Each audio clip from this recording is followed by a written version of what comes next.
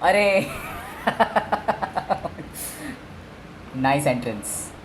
I took a shower and everything, bro. Are you up? I am up. I'm very much up. Now is the only time when you can catch me up. Hello, this is Hey You Up with Abhi. Conversation spanning everything under the sun after the sun is set. Took a shower while preparing for this video call. Nice. What were you thinking about in the shower? Nothing, bro. Nothing really. I don't usually think while taking a shower. That reminded me of this book, What We Talk About When We Talk About Running. Murakami. Yes, by Mr. Murakami. And he makes it out like it's this big secret. He says, many people ask me, what is the big secret? What do you think about? And what's going on in your mind when you're running? I've thought about it a lot and I've reasoned with myself and I've come to the conclusion that I think about nothing. and it feels a little bit like KLPD, but then when you actually run, it's very true because the stream of consciousness is so warped that you don't really have any particular coherent thought that you remember and come back after a run and say, guess what I thought about while running today. It very rarely happens, because you're not thinking with an active consciousness. You're just trying to keep yourself alive, and you're just hoping that your legs will carry you all along the way, and you're just begging your body to survive the horrible ordeal that is running. I remember at one point I was reading some book. I think it was like there was a phase when I was reading all these fitness and running and all these books. So at one point I read about a book with the author, I've forgotten the name, I've forgotten where it was from, but that person said that when I run, I calculate multiples of 3 while running. Where she goes from 3, 6, 9, 12, 15, 18, 21, and that's her thing, like she keeps on going. That's what made her tick. And the point being? Her point was that running is not particularly fun. You run for 21 kilometers, 42 kilometers, it's not particularly fun. The more you are in that moment, the more pain you feel.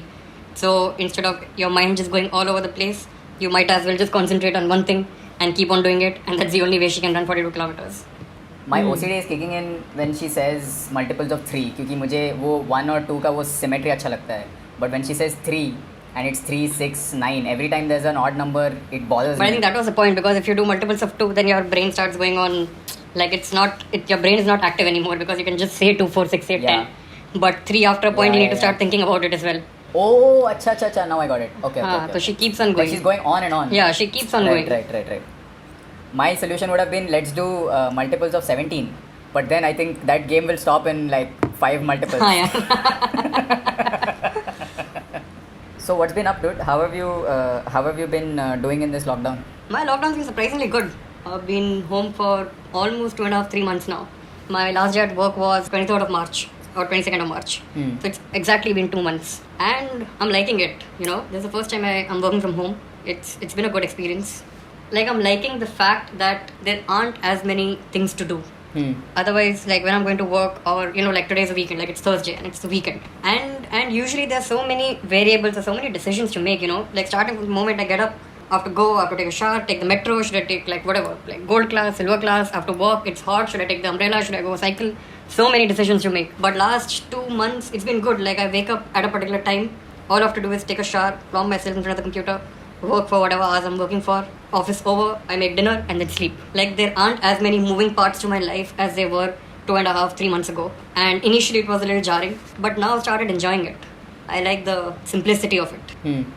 But here's an interesting thing that I recently read. I think Sweden is one of those countries that are not on a lockdown. Yes. And a large part of the government mandate or the government guidelines are the government relying on the people doing what's good for them. And the government hopes that the people sort of follow that. And essentially they're saying, do what you feel like is good at this particular juncture of time. But what's happening now is that a lot of refugees or immigrants who have recently shifted to Sweden do not get that way of life. And so there's this sudden surge in terms of infections of coronavirus in that particular community. I mean, this was like it was like a research paper of sorts. So they said that Europe in general, especially Scandinavian countries, run away from categorizing people. Like they would never say these guidelines are for a particular group of people. If it's a guideline for the entire country, it's for the entire country. They're not going to have a special message for people who have recently shifted to the country or people who are in a refugee status or whatever. And I mean, that article tries to build a case and say these are people who still have not imbibed the life and the social distancing and the right way of doing things.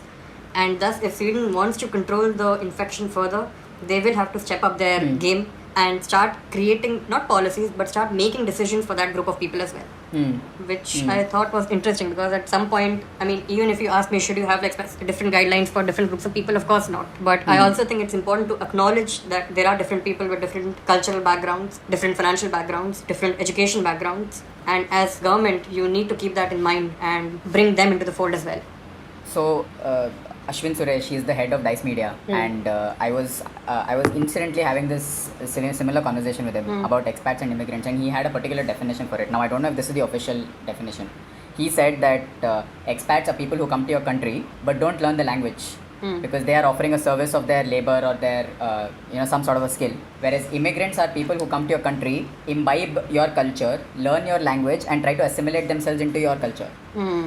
I guess that such situations don't exist in Dubai because nobody really speaks the local language. No, but there's this big debate I remember a couple of years ago when in Europe as well, where a lot of people from primarily Muslim countries were shifting due to their situations home into Germany and Switzerland, and that's a cultural shock for those people who are shifting.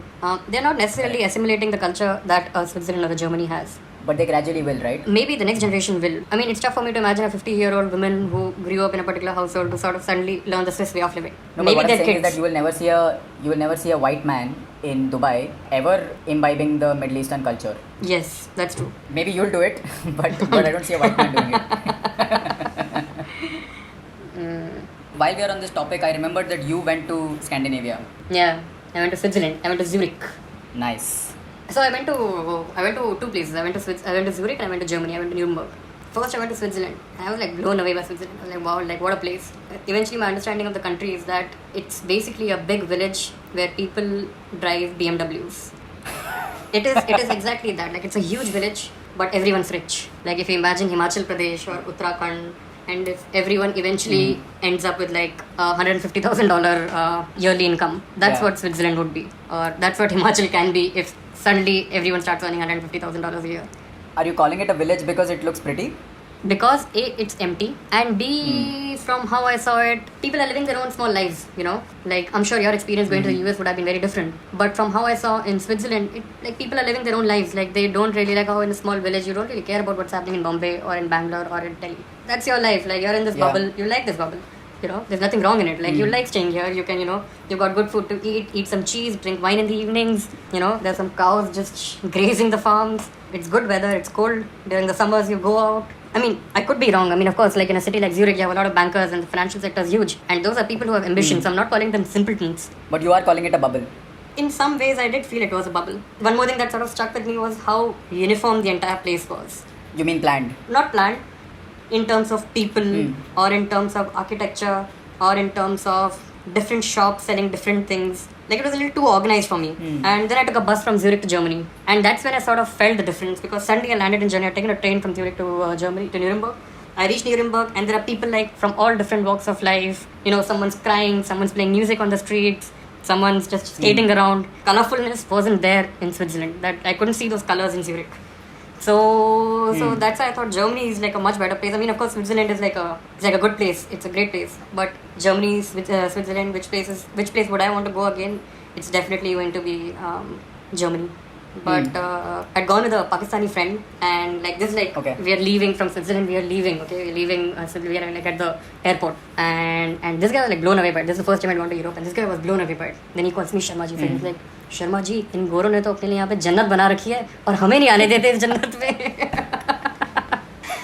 So that was his like after a week stay in Switzerland, he was like, इन गोरों ने अपने लिए जन्नत बना रखी है और हमें नहीं आने देते इस जन्नत में.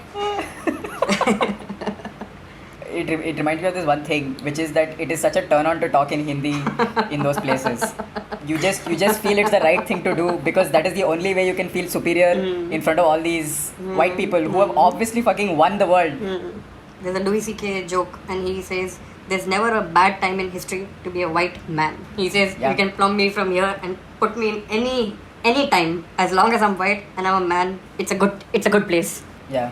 I mean, now that we are on the forbidden path of sharing Louis C.K. jokes, if we are anyway going to hell, I'll share one. The one I like a lot is him saying, do you want to know who won? Just look at the date. The Christians won. It's over. Yeah.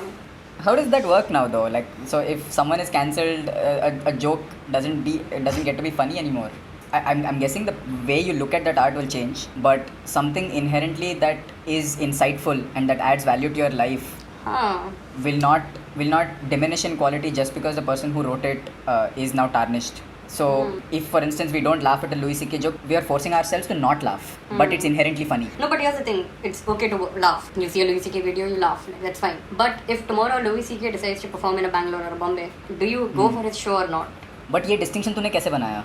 ये distinction मैंने तो ऐसे बनाया, अगर वो बॉम्बे या बैंगलोर आएगा, then I'm paying him money to sort of do whatever he's doing. And I know it's not a direct transaction. Like if I watch something on YouTube also, eventually उसके पास पैसा जा रहा है, which is fine. Like that's okay. Yeah. But at least I'm not directly contributing to his wallet. Is how I made that distinction. Okay. Like I was listening to your podcast and you guys discussed like losing friends over ideology. Correct. And I like there are people who make all kinds of jokes. And I know people who might crack a little sexist joke here and there. Yeah. On one side, that should not be tolerated. But I am guilty of it. Like I don't call him out on it. Right. And while I do understand what he's saying doesn't make sense and what he's saying is wrong, like it's fundamentally wrong and someone needs to call him out on it. But I've never been able to call him out. So it's easy for me to say it in the context of Louis C.K. But it's harder for me to do it when it's someone who I'm around, you know? Yeah. So yeah, that's the moral dilemma in life. Yeah. That's what I'm guilty of. Like I would say this is something that I need to probably work on. Yeah. Like I don't think, like I was listening to that podcast and I don't think I'm gonna break a relationship with my family based on their political stand or their ideology. I mean, I don't think I'd do that. Maybe that's just me. But I think as someone who's close to that person, it could be a friend, it could be family, or it could be anyone. The responsibility, if you consider that person to be close, the responsibility is on you to mend their thought if it's grossly incorrect, or identify it as plurality, identify it as, you know what, that person needn't think the same way as I think, and accept it. These are the two decision choices that I would take. What's wrong is wrong. Like your moral compass guides what is wrong and what is right. If you say something that's wrong, then the decision is taken. I need to correct what you're saying, or I need to tell you why you're wrong, instead of saying, you know what, Abhinandan, what you said is wrong, so I'm not gonna speak to you. That's not the way out. Like that's the easy way out, I feel. And confrontation or having an intervention might not always be the right choice. If someone makes a sexist joke, option A of course is to call him out right there and say, you know what, you're wrong and don't ever say something like this. Or option B could be to sort of understand where he's coming from and or she's coming from, and then try to break that chain of thought, which would have, I think, a more permanent impact than breaking that relationship. The answer to all sorrows in life is Buddhist, because I think that you need to go to the root of the issue and weed it out. Exactly. You can't just say कि अरे आप sexist है, आप Exactly. sexist मत बनिए. Exactly. आप sexist मत बनिए, और आप बनोगे तो मैं आपसे बात नहीं करूँगा. That's you running away. That's you running away. Like it could be a random person on the street, तो मैं आपसे बात नहीं करूँगा, which is fine. तो लुई सी के जैसी बात है कि आपने ये किया तो मैं आपसे बात नहीं करूँगा, मैं आपको शो नहीं देखूँगा. Because I don't care about Louis C.K. But if it's someone who's close to me, then I don't think the option to say मैं आपसे बात नहीं करूँगा should be there. I think that Buddhism has very little chance in the real world because our tempers are rising, our attention spans are falling, and Buddhism requires the exact opposite. It requires you to calm down, it requires you to stop, it requires you to stop talking, it requires you to close your eyes, it requires you to do the most boring thing in the existence of man in the 21st century, which is to close your eyes and breathe, which you have been doing apparently for a year. Yeah, I've been doing for a year. How's that going? It's going awesome. I'm really liking it. I read somewhere that meditation is your mind going on a vacation, and I like that. So that's what you called it, the most boring thing. It's not really the most boring thing. It's actually fun. From the outside. Inside it's mayhem. That's it's what. chaos. I can't shut up when I'm meditating, if you know what I mean.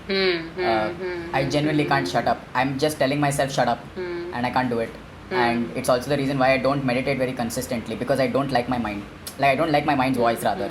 And it talks and talks and talks, and I'm like, यार 2 minute के लिए बस चुप हो जा. But that's what in Headspace only, I remember in the initial days when I was doing the training modules, it says that when your mind is getting distracted, you don't have to call it out. You don't have to say shut up. You just need to acknowledge it. The way he describes it is like a feather touching a glass. Like you just need to acknowledge it that this is happening. You don't need to break the glass, because that's not gonna work. In Vipassana they say watch it. They say watch exactly, it. Just watch it and see how long it's going to bother you. Exactly. You don't need to bundle it into a package and then put fire to it. There are 3 facets to Buddhism that they teach in Vipassana.